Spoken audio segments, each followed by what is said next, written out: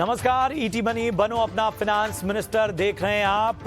मैं हूं आपके साथ प्रशांत पांडे। नए साल की शुरुआत हो चुकी है। नए साल में जोश के साथ निवेशक यानी इन्वेस्टर्स भी तैयार हैं अपने नए निवेश के लिए। जी हां, हमारे खास शो बनो अपना फिनांस मिनिस्टर में आज हम आपको एक्सपर्ट्स के जरिए से समझाने की कोशिश करेंगे कि नए साल 2023 में इन्वेस्टर्स आखिर किन सावधानियों के साथ निवेश की रणनीति बनाएं, बाजार में किस तैयारी के साथ उतरें, मुनाफा कहां बनेगा और न सिर्फ मुनाफा कमाएं बल्कि वो कौन सा सही मौका होगा जहां पर आपको ये ध्यान देना है। लेकिन कोविड के बाद कितना अलग होगा 2023 का मार्केट, ये देखना होगा। इस पर हम चर्चा करेंगे। क्या आगे भी जो FIIs हैं उनका भरोसा बाजार पर बना रहेगा या घरेलू निवेशकों का निवेश 2023 में जारी रहेगा। 2023 में किन बातों में आपको सावधानी बरतनी है, नए निवेशक कैसे चुने, निवेश के सही रास्ते, इस पर हम चर्चा करेंगे। और साथ ही हम आपको बताएंगे कि कैसे बनाए बैलेंस पोर्टफोलियो। निवेश, इंश्योरेंस, क्रेडिट कार्ड, क्रिप्टो और लोन से जुड़े सवाल हम तक पहुंचाएं ईटी मनी बनो अपना फिनांस मिनिस्टर में। ईटी मनी बनो अपना फिनांस मिनिस्टर पर अपना सवाल पूछने के लिए बड़ा आसान सा तरीका है। आपके स्क्रीन पर एक नंबर फ्लैश हो रहा है और इस नंबर के पर आपको हमें अपना सवाल भेजना है। आप चाहें तो अपना सवाल वीडियो बनाकर भी भेज सकते हैं।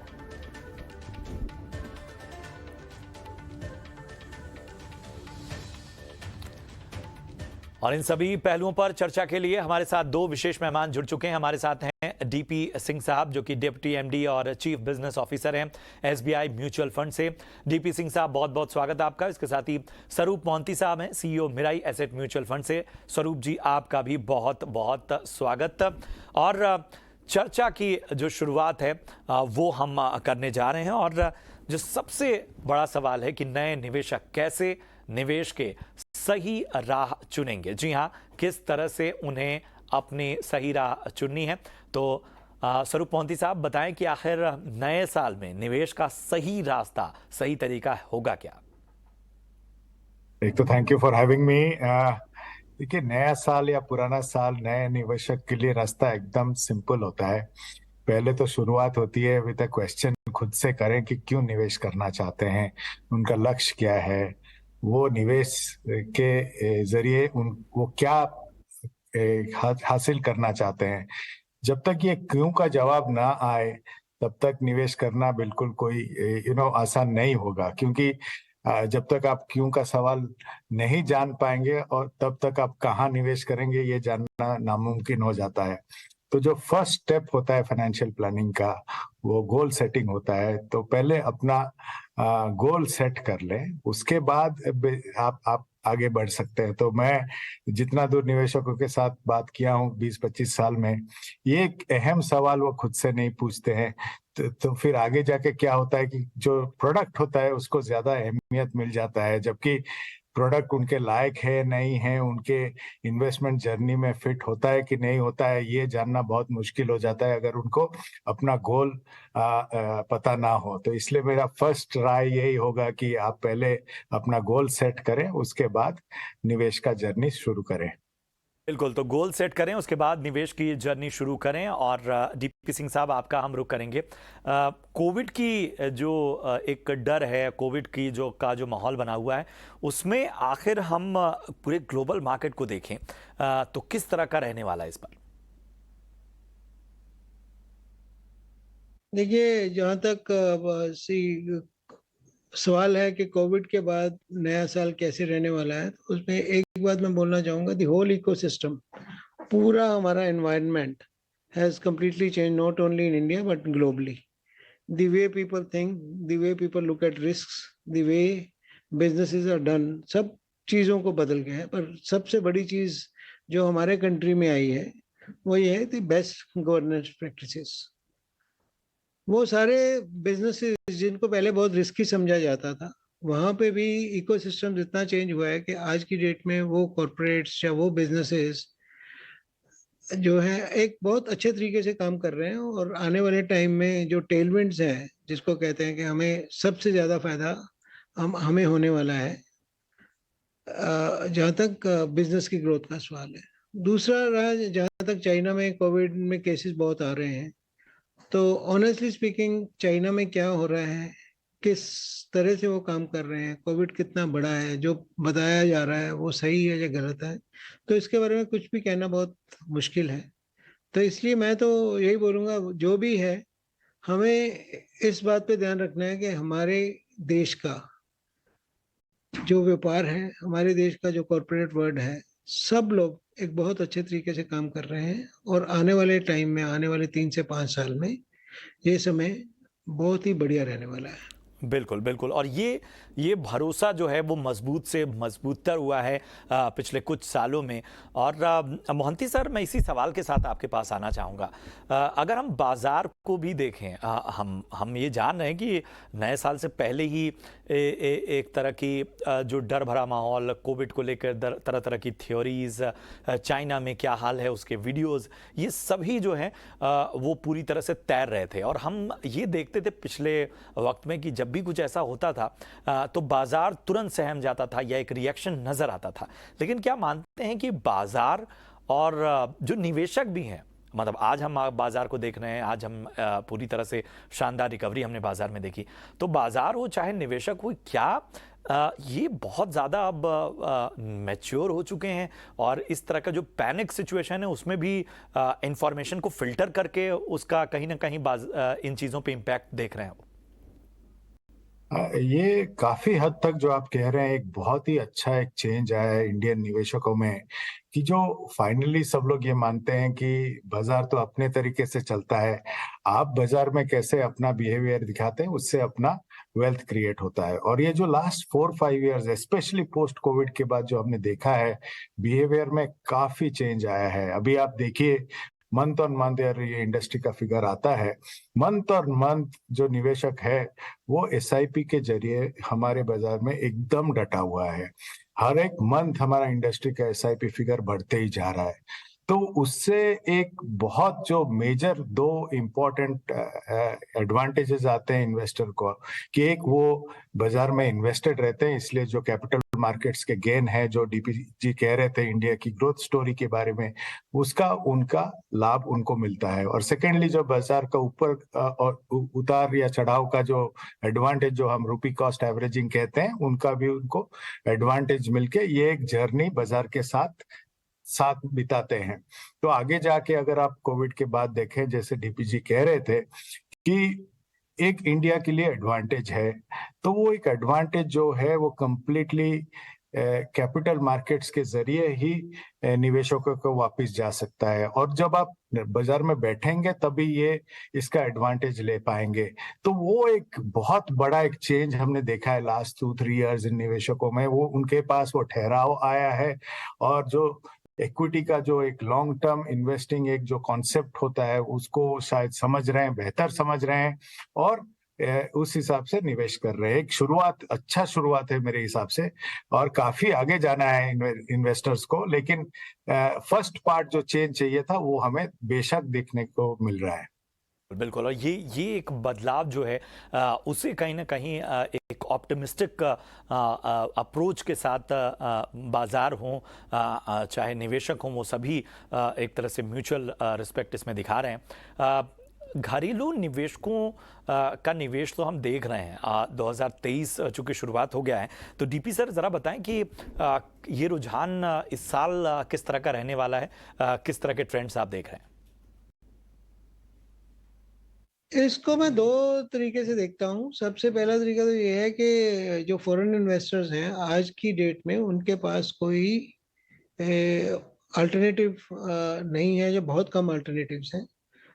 आज से पहले क्या हो रहा था, ज़्यादा से ज़्यादा इन्वेस्टमेंट चाइना में जा रही थी, उनकी अपनी इकोनॉमीज भी अच्छी कर रही थी, domestic economies were also getting some of the flows, और इमर्जिंग मार्केट्स में कुछ पैसा जा रहा था, जो मोटा मोटा ये चीज़ था। आज अगर हम अपने इर्द गिर्द नज़र मारते हैं तो चाइना की हालत खराब है, या चाइना में ऑलरेडी जो लोगों का एक्सपोजर है उसको वो अभी इमीडिएटली कम नहीं कर पा रहे हैं, कि मार्केट वहाँ पे बहुत खराब है। परंतु initial extending the same thing people will not do. इसमें और ज्यादा पैसा इन इकोनॉमीज में नहीं डालेंगे। उसके बाद अगर हम आ जाएं अफ्रीका या दूसरे कंट्रीज में, वहाँ पे भी हालात कोई अच्छे नहीं है। वहाँ पे भी जो चाइनीज वैक्सीनेशन यूज हुई थी वो ज्यादा काम नहीं आई। वहाँ पे भी हालात के बारे में मालूम नहीं है क्या हो रहा है। यूरोप की बात करें तो यूरोप में सबको मालूम है कि यूरोप की क्या स्थिति है, specially after the Ukraine war, energy crisis and everything. अभी रह गया यूएसए और इंडिया जो बड़े हैं, तो यूएसए का पैसा भी पूरे का पूरा खपत नहीं हो सकता यूएसए में। तो आने वाले टाइम में इन्वेस्टमेंट्स ओवरऑल एब्सोल्यूट नंबर में कम रहेंगी, परंतु हिंदुस्तान को जितना पहले मिला है उससे ज्यादा आने की बहुत ज्यादा उम्मीद है। अब इसका एक दूसरा नजरिया भी है कि जहाँ तक हमारी मार्केट की बात करें तो देखने में लगता है कि ये मार्केट थोड़ी महंगी है, कॉस्टली है इंडियन मार्केट। परंतु उसमें अगर आप लिक्विडिटी की बात करें तो हमारी एसआईपी फ्लोज या इंश्योरेंस के फ्लोज या डायरेक्ट इन्वेस्टमेंट इन इक्विटीज वो दिन ब दिन बढ़ती जा रही है। तो डिमांड सप्लाई की वजह से इतनी सप्लाई नहीं है जितनी डिमांड है, तो उसकी वजह से स्टेबिलिटी रहनी तो बहुत ही जरूर रहेगी, उसके बारे में मेरे को कोई शक नहीं है। फॉरेन इन्वेस्टर्स का पैसा, क्योंकि ओवरऑल इन्वेस्टमेंट्स का लगता है थोड़ा सा कम होगा, परंतु फिर भी एब्सोल्यूट नंबर में हमारे पास जो पैसा है पहले से ज्यादा आ जाएगा। तो इम्पैक्ट जो इसका ओवरऑल रहेगा वो पॉजिटिव ही रहेगा। और जो इंफ्रास्ट्रक्चर स्पेंडिंग है इंडिया में बढ़ेगी, या आने वाले, क्योंकि अगला आने वाला साल हमारा इलेक्शन ईयर है। अगर इस फिस्कल ईयर की भी बात करें कि पहले 9 महीने में बहुत ज्यादा खर्चा ना तो केंद्र सरकार ने ना ही राज्य सरकारों ने बहुत किया है, परंतु ये लास्ट क्वार्टर में उम्मीद है कि काफी स्पेंडिंग आएगी। उसकी वजह से भी मार्केट में बुलिशनेस जरूरी है। दूसरा ये है कि एसएमईज, जिनके बारे में हमेशा हमें लगता था कि शायद कोविड के बाद इनकी हालत खराब होगी, but surprisingly pleasantly they have done very very well. बहुत अच्छा काम किया एसएमईज ने। तो ओवरऑल देखते हुए जो पोजीशन है हमें बहुत पॉजिटिव ही नजर आ रही है। और 2023 आने वाला वर्ष मार्केट के लिए, फ्लोज के लिए काफी अच्छा लग रहा है।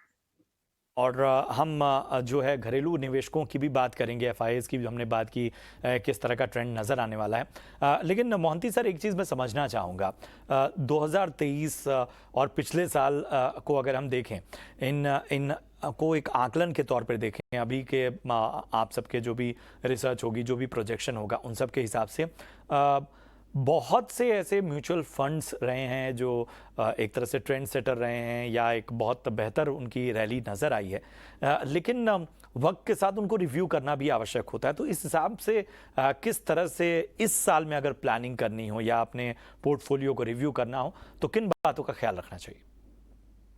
एक पोर्टफोलियो रिव्यू एक बहुत अहम सा एक पड़ाव रहता है हर एक के फाइनेंशियल प्लान में। एक पीरियोडिक रिव्यू करना डेफिनेटली जायज रहता है और उस हिसाब से पोर्टफोलियो को रिबैलेंस करते हैं।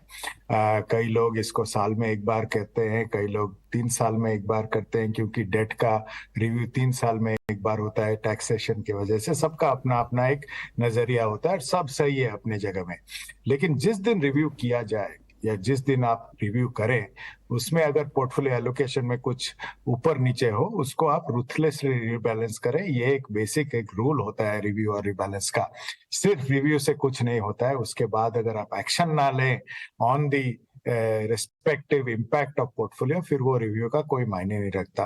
2023 के हिसाब से हमारा हाउस व्यू जो है कॉशियस रहेगा, क्योंकि आप जितना भी इंडिया का अच्छा स्टोरी सामने क्यों ना रखें, ग्लोब अभी एक बहुत ही नाजुक सा एक दौर के तरह गुजर रहा है और कुछ भी हो सकता है। तो वो नजर रखते हुए हम करीब 2-3 साल से कह रहे हैं कि स्पेशली पोस्ट कोविड के बाद हमारा व्यू रहा है कि जो बड़े कंपनीज हैं उनके तरफ झुकाव है। और अगर आप लास्ट 2-3 साल से देखें, एक एडवांटेज जो बड़ा कंपनी लेके आता है, ऐसा एक बड़ा शॉक एब्जॉर्ब करने का, वो दिख रहा है सामने।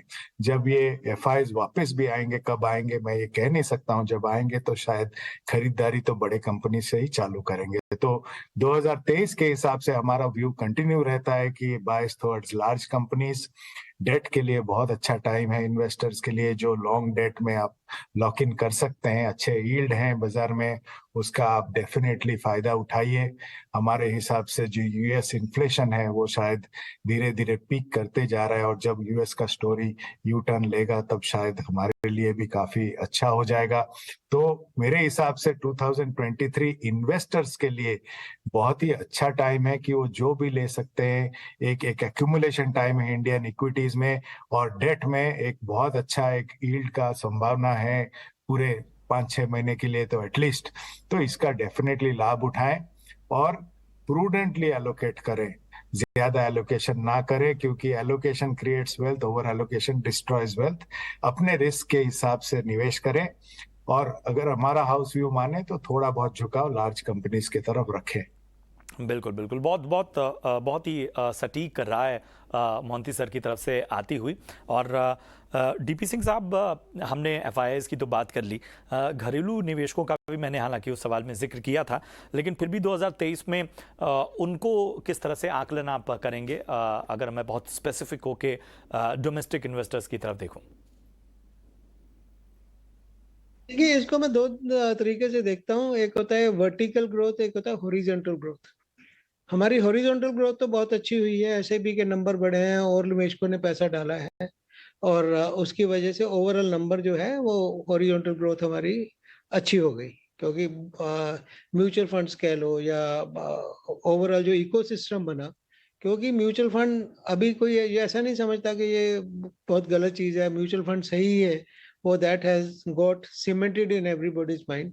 तो और ज्यादा से ज्यादा लोग मार्केट में आ रहे हैं, तो इसकी वजह से हॉरिजॉन्टल ग्रोथ हमारी हो गई। परंतु वर्टिकल ग्रोथ देखें तो वर्टिकल ग्रोथ इतनी नहीं हुई। लोगों ने, जो एग्जिस्टिंग इन्वेस्टर्स थे, उन्होंने बहुत ज्यादा नया पैसा एलोकेट नहीं किया। बल्कि अगर आज की डेट में देखते हैं तो ओवरऑल अगर हम म्यूचुअल फंड्स के नंबर भी देखते हैं महीने दर महीने, एसआईपीज का नंबर बढ़ रहा है, एसआईपीज की अमाउंट बढ़ रही है, पर ओवरऑल नेट फ्लोज जो है वो म्यूटेड हैं या उतने ही हैं जितने हर महीने आते हैं। और एक्चुअली देखा जाए तो इंडस्ट्री के net flows in equities are less than the total number of SIP amount which is coming. तो वो जो भरोसा दिखाया है वो लगता है, परंतु आने वाले समय में मेरे को लगता है कि अभी जब ग्रोथ आएगी या स्पेंडिंग आएगी या लिक्विडिटी थोड़ी बढ़ेगी, मार्केट में पोजीशन ठीक होगी, तो और फ्लोज आएंगे एसआईपी के अलावा। एसआईपी फ्लोज के अलावा भी जो पैसा आएगा उससे मार्केट को निश्चित तौर पे एक बैकअप मिलेगा और मार्केट अच्छा करने की उम्मीद है। बिल्कुल बिल्कुल बिल्कुल। मोंती सर, एक बार फिर मैं आपके पास आना चाहूँगा, और आपने डेट का जिक्र किया, तो इसमें एक जो मुनाफे का फैक्टर होता है वो बड़ा मायने रखता है। तो जो मुनाफा है उसको कब और कैसे इक्विटी से डेट में शिफ्ट करने की प्लानिंग करनी चाहिए, क्या रणनीति यहाँ बनाई जानी चाहिए? दो टाइम ऐसे होते हैं जब आप मार्केट से निकल जाते हैं। एक, जब आपका गोल आसपास आने लगे तो शायद थोड़ा बहुत जो ग्लाइड पाथ इन्वेस्टिंग कहते हैं, थोड़ा सेफ्टी के तरफ जाने के लिए हम डेट में शिफ्ट करने की रेकमेंड डेफिनेटली करते हैं। क्योंकि जो जिनका सपोज जो कोविड से पहले जब मार्केट 40% क्रैश किया था, उनका अगर ये शिफ्ट नहीं हुआ होता तो शायद गोल पहुंचते के टाइम में ही पैसा निकल जाता। तो ये एक सीख मिली है पोस्ट कोविड की, एक इंस्टेड ऑफ जब गोल के टाइम में आप निकले, इससे पहले थोड़ा बहुत शॉक एब्जॉर्ब करके थोड़ा बहुत आप डेट के तरफ आप डेफिनेटली शिफ्ट कर सकते हैं। सेकंड वो टाइम होता है कि जब आप रिव्यू करते हैं पोर्टफोलियो में। सपोज आपका portfolio just for discussion 50-50 allocation है इक्विटी डेट के तरफ, और मार्केट करीब 20% ऊपर चला गया है, तो शायद आपका इक्विटी 50 से 60 हो गया होगा। तो वो जो 10% ज्यादा है वो रीबैलेंसिंग के टाइम में आप डेट में शिफ्ट करें या आपका फ्यूचर पैसा डेट में लगाएं। ये दो तरीके के इन्वेस्टमेंट के नजरिया होते हैं। कि मेरा खुद का ये मानना है कि मैं बाजार से कभी निकलता नहीं हूँ इक्विटी में। अगर इक्विटी एलोकेशन बढ़ जाता है तो क्योंकि सैलरीड हूँ, हर महीना कुछ ना कुछ पैसा आता है, तो मेरा फ्यूचर पैसा डेट में जाता है। मैं कभी इक्विटी से निकलता नहीं हूँ जब तक मेरा गोल ना हिट हो। तो क्योंकि ये इंडिया का स्टोरी इतना तगड़ा है, 3 ट्रिलियन से 6 ट्रिलियन जाएगा, तो ये जब जाएगा तो पूरा बेनिफिट मुझे वो इक्विटी मार्केट से मिलेगा। इसलिए मैं बाजार से निकलता नहीं हूँ। जो फ्रेश पैसा मैं डेट में लगाता हूँ। बहुत एक कहते हैं कि बड़ी क्लियर पिक्चर मोहंती सर आप हमारे सामने रख रहे हैं। और एक और बड़े अहम सवाल के साथ मैं आपके पास आऊँगा अपनी इस चर्चा में। एक बार फिर से डीपी सिंह साहब के पास जाता हूँ। डीपी सिंह साहब, बड़ी आशावादी बातें हमने कर ली, बहुत सी उम्मीदों भरी बातें कर ली। अब ज़रा कंसर्न पर आते हैं। तो 2023 चिंता कहाँ आपको दिख रही है निवेशकों के नज़रिए से? देखिए, दो तरह से है एसेट एलोकेशन, जिसको हम बोलते हैं कि हर तरह की एसेट क्लास में पैसा होना चाहिए as far as financial products are concern. आज की डेट में स्पेशली इन B30 सिटीज या छोटे शहर में डेट प्रोडक्ट्स को बहुत कम बेचा जाता है, और डेट प्रोडक्ट्स का में पैसा आने के लिए सबसे बेहतरीन समय यही है, क्योंकि यील्ड्स जो हैं, इंटरेस्ट रेट्स जो हैं, वो ऊपर चल रहे हैं। और एक यूनानिमिटी है विचार में पूरे के ये या तो पीक हो गए हैं या पीक होने वाले हैं, may be another 25-50 basis point hike. ये समय डेट फंड्स में डालने के लिए सबसे बेहतरीन है, क्योंकि डेट फंड्स भी डबल डिजिट रिटर्न दे सकते हैं अगले 2-3 साल में। तो कुछ पैसा इक्विटी में, कुछ पैसा डेट में डालना बहुत ही आवश्यक है। और दूसरा ये एक बहुत जरूरी है नए आने वाले साल में, कि अपने इक्विटी की इन्वेस्टमेंट को छोड़िए मत। हर समय हर लेवल पे एक डिसिप्लिन वे में पैसा डालना बहुत जरूरी है, परंतु डेट फंड्स को बिल्कुल। डीपी सिंह साहब, माफ़ी चाहूँगा, समय कम है और इस चर्चा के अंतिम दौर में हम पहुँच चुके हैं। मोहंती सर, बहुत जो आम निवेशक है, जैसे हम नए साल में एक रेजोल्यूशन लेते हैं और हम एक निश्चय करते हैं, संकल्प लेते हैं कि साहब इस साल हम ये करेंगे।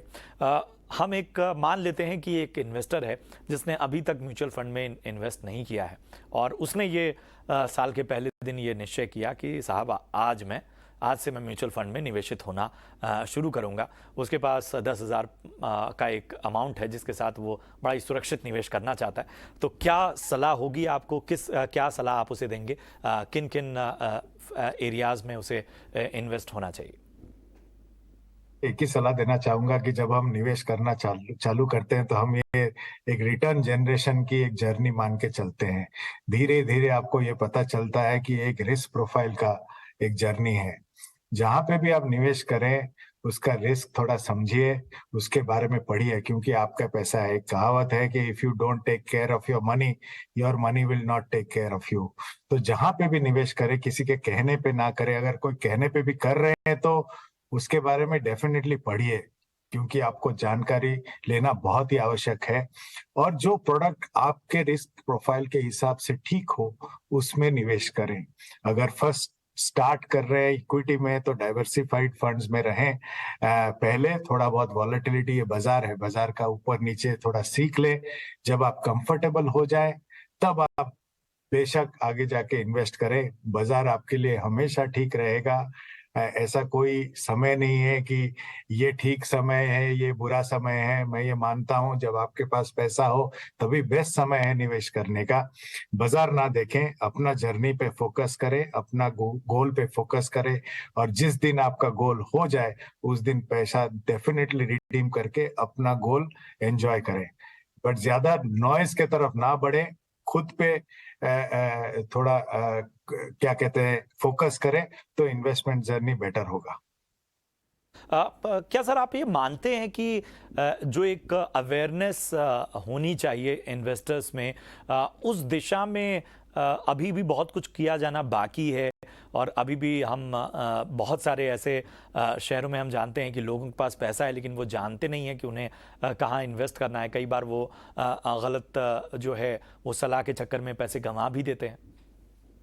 डीपी जी शायद कह रहे थे कि अभी तक तो कुछ पैसा आ ही नहीं रहा है म्यूचुअल फंड के तरीके से, बट लास्ट 3-4 साल से, और ये मैं बहुत श्रेय आप लोगों को दूंगा जो आप आके टीवी पे जैसे आप चर्चा करते हैं, इसका एक बहुत बड़ा इम्पैक्ट होता है एजुकेशन के तरफ से ऑन इन्वेस्टर्स। मैं जब जाता हूँ अक्रॉस द कंट्री तो निवेशकों से मिलता हूं तो ये कहते हैं कि ये चैनल में हमने ये देखा। ये आपका भी एक बहुत बड़ा, आप सबका एक बहुत बड़ा इम्पैक्ट रहा है इस पे। बट मैं ये मानता हूं पोस्ट कोविड ही चालू हुआ है ये shift from fixed assets to financial assets, और बहुत आगे जाना है। अभी तक तो हार्डली इन जो फाइनेंशियल एसेट्स में कुछ 2-3% ऑफ द इन्वेस्टर्स निवेश करते हैं, तो दिल्ली बहुत दूर है। और हम लोग सब मिलके अगर ठीक से सलाह दें निवेशकों को, क्योंकि निवेशकों को तो करना ही है इन्वेस्ट, तो अगर ठीक ठाक इनको सलाह दे तो बहुत बहुत कुछ होने की गुंजाइश है ये कंट्री में। बहुत पैसा है सबके पास, लेकिन कहाँ डालें ये शायद नहीं जान पाते। बट आज के डेट में ये जो इंफॉर्मेशन फ्लो इतना अच्छा हो गया है, इससे काफी चेंज आया है और एवरीडे चेंज आ रहा है। लेट्स सी, एक ये जानना भी बहुत जरूरी है क्योंकि इंडिया बहुत यंग है, और ये जो यंग इंडियंस हैं इनके पास इंफॉर्मेशन एकदम सटीक रहता है और ये बहुत बेहतर इन्वेस्ट करेंगे, ऐसा मेरा मानना है आगे जाके। बिल्कुल बिल्कुल। और ये एक जो उम्मीद है वो कहीं ना कहीं बाजार को बूस्ट भी करती है और एक तरह का स्ट्रेंथ देती है कठिन वक्त में भी। लेकिन जब हम, जैसा मैंने डीपी सिंह साहब से भी सवाल किया, वही सवाल मैं आपसे करना चाहूँगा। कंसर्न्स हैं क्या आपके 2023 को लेके? और वो कंसर्न अगर हैं तो वो कंसर्न आपको कहाँ ज़्यादा दिख रहा है, कहाँ जो है वो थोड़ा सा फूंक फूंक के कदम रखना होगा? बिल्कुल कंसर्न्स हैं, आप कंसर्न्स कैसे नहीं कह सकते नहीं है। वर्ल्ड एक बहुत ही एक नाजुक सिचुएशन पे खड़ा हुआ है। आई मीन एक कमोडिटी प्राइस, एक वॉर चल रहा है, वॉर में, और वो एक बहुत बड़ा इम्पैक्ट है ऑन कमोडिटी प्राइसेस। जब आप ग्लोब देखें, जो इन्फ्लेशन, ग्लोबल इन्फ्लेशन ये रेट में ऐसा एक स्थिति में आके अटक जाएगा, ऐसा कभी मैंने सोचा नहीं था 2 साल पहले। यूएस के जो आंकड़े आ रहे हैं या यूके के जो आंकड़े आ रहे हैं, ये तो 30-40 साल में नहीं हुए हैं। तो इनके इम्पैक्ट तो पूरे ग्लोब पे है ही, इसलिए थोड़ा बहुत फ्लाइट टू सेफ्टी है हमारे व्यू में। इसलिए हम कहते हैं कि थोड़ा बहुत लार्ज कंपनीज की तरफ आप रखें, क्योंकि जब इतना बड़ा 2 इम्पैक्ट आता है, कोविड उसके बाद एक वॉर, जो बड़े बैलेंस शीट्स हैं इन ये क्षमता रखते हैं इनको संभालने की। प्लस एक ब्रॉड कंसोलिडेशन हो रही है बाजार में with in industries, with in large companies, और ज्यादातर अगर मार्केट शेयर अगर आप देखें लास्ट 3-4 इयर्स में, ये मार्केट शेयर बड़े कंपनीज इंक्रीमेंटली ज्यादा ले रहे हैं। तो वो एक बहुत ही एक अच्छा न्यूज निवेशकों के लिए है, क्योंकि ये लार्ज कंपनीज ही लिस्टेड है, और ये लिस्टेड कंपनीज आप डायरेक्ट भी ले सकते हैं, म्यूचुअल फंड के जरिए भी ले सकते हैं, ईटीएफ के जरिए इंडेक्स भी ले सकते हैं। डेट के जो स्थिति है, ये इन्फ्लेशन के वजह से इंटरेस्ट रेट से ऐसे एक पड़ाव में है जो इन्वेस्टर के हित में है। तो आज के डेट में अगर मैं मानूं, जो इन्वेस्टर थोड़ा बहुत नॉइज बाहर रख के अनइमोशनली अगर पूरा अपना निवेश का जर्नी देखें, तो अपॉर्चुनिटीज हर जगह है। लेकिन जैसे डीपी सर कह रहे थे कि ज्यादातर निवेशक अभी आ नहीं रहे हैं, जबकि मेरा ये मानना है ये बहुत ही बढ़िया टाइम है निवेशकों को अपना पोजीशन लेने का, और अपने रिस्क प्रोफाइल के हिसाब से अगर पोर्टफोलियो बनाए तो बहुत ही एक अच्छा टाइम है, क्योंकि all options are open to you, और जो आप ले सकते हैं। आपको इक्विटी में निवेश नहीं करना है तो डेट भी बहुत अच्छा है, गोल्ड भी ठीक ठाक है, तो अपॉर्चुनिटीज आर देयर। लेकिन आप अगर निवेश ना करें तो वो अपॉर्चुनिटीज आपके हाथ नहीं आएगा, ये भी सच्चाई है। There is a risk to investing, there is a risk to not investing. मेरे हिसाब से the risk to not investing at this moment is high. बिल्कुल। और वाकई ये जो चर्चा रही है डीपी सिंह सर से और मोहंती सर से, ये वाकई एक तरह का क्लासरूम था, जिसमें मैंने तो अपने भी कुछ सवाल पूछ लिए, और वो शायद वो दर्शकों के भी सवाल हो सकते हैं। लेकिन वाकई बहुत ही बेहतर चर्चा रही, बहुत अच्छा विश्लेषण रहा। और जाहिर सी बात है कि इस तरह की चर्चाएं जो हैं, उसका मकसद यही है कि हम निवेशकों में एक तरह की जागरूकता फैलाएं। मोहंती सर बहुत बहुत शुक्रिया, डीपी सिंह सर बहुत बहुत धन्यवाद इस चर्चा में जुड़ने के लिए, इस शानदार विश्लेषण के लिए। और यहाँ हम रुकेंगे एक छोटे से ब्रेक के लिए। ब्रेक के उस पार भी दर्शकों के सवाल जवाबों का सिलसिला शुरू होगा। जी हाँ, और इस सवाल जवाब के सिलसिले को आगे बढ़ाएंगे हमारे साथ 2 बेहद खास एक्सपर्ट जो हमारे साथ जुड़ चुके हैं, हेमंत रुस्तगी साहब और अमोल जोशी। आप दोनों का बहुत बहुत वेलकम। छोटा सा ब्रेक ले रहा हूँ, और ब्रेक के उस पार हम दर्शकों के सवालों पर एक्सपर्ट्स के भरोसेमंद जवाब देंगे।